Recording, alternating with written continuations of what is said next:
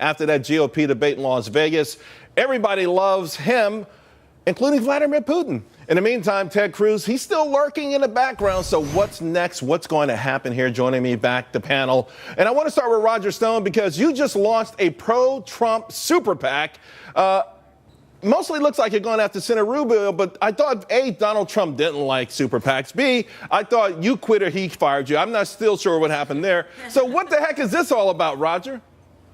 Yeah, I'm affiliated with a super PAC that doesn't take corporate or special interest or lobbyist contributions, because those are the corrosive influences on our politics. We hope to be funded by small donors across the board. And that's because I expect a Republican and Washington establishment assault on Donald Trump. This is coming. There is panic.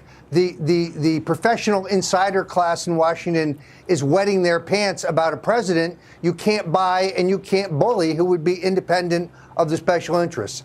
I resigned from the Trump campaign, but I never stopped supporting Donald Trump because I think that independence would allow him to take on and clean up our political system. Why? All right, Guy. Why did you resign from the Trump campaign? No, he's I just want to ask about the what's going to happen next. In other words, Guy, this Trump train, and it is a locomotive, still the experts say it's going to be derailed. How, when, where? Good question, right? I'm trying to figure this out because people will create scenarios where he loses, and they're plausible. But I think it's difficult to look at 3 polls this week that have him right around 40% in the Republican primary and completely dismiss the idea that this man could be the nominee. I don't understand people who are clinging to this idea that there's no chance. But the where is very easy. If he's going to be brought down and brought down early, it's going to happen in Iowa, where the most reputable poll shows him down by 10 points. He's not a good natural match for Iowa the way he is New Hampshire and other places. And he's so far letting Ted Cruz tiptoe by him in Iowa and potentially deal him. So, Rich, is it possible that it could be Cruz? It could, 1 second, Roger. It could be Cruz, maybe Rubio, and then Trump, and then maybe Christie or someone sneaks up from behind and gets New Hampshire? It's possible it could be a Trump-Cruz race. It could just shake out that way. If Cruz wins in Iowa and Trump can still win in New Hampshire, that's really damaging to the other guys. But this thing is extremely unsettled.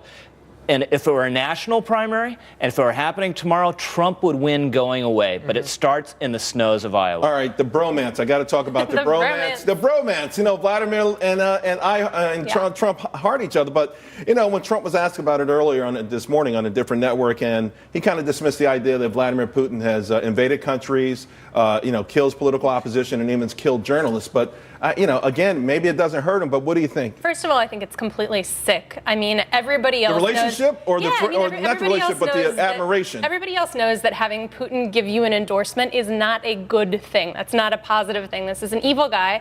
I think the fact that he and Donald Trump get along just reaffirms Donald Trump's totalitarian impulses. Here's somebody who doesn't care about journalists, who wants to fine my editor for insulting him on television, At least he doesn't and he want to wants kill to shut me. down the internet. I'll say this. I have no idea why I'll say this. Donald Trump, for somebody who doesn't care about the media, I was at the debate. He stayed 30 minutes after every other candidate and made sure that he gave everyone an interview. That says a lot to me about his value on media. And if he came out lambasting Putin, Charles, you and I both know what would have happened next. The media would have said, see, he can't get along with Putin. He's going to have us in a war before the general election even takes place. Roger, we'll get back to you next time, buddy. I know you'll be in town next week. Thanks, everyone. That was fantastic. We'll start it earlier. By the way, at home, thank you. Watching every night, 6 p.m.